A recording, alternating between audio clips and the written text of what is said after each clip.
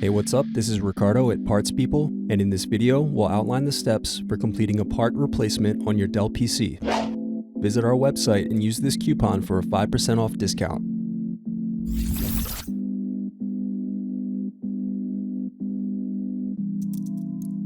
Unscrew and remove bottom base.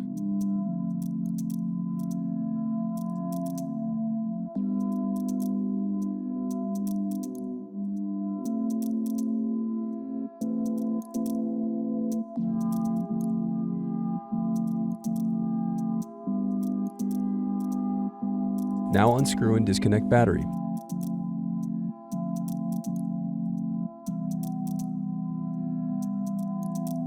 Next, unscrew and disconnect cooling fan.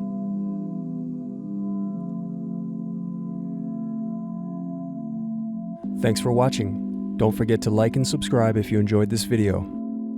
And if you need more, check out this playlist to watch other tutorials for your laptop. You can also click here to find parts for your laptop at partspeople.com.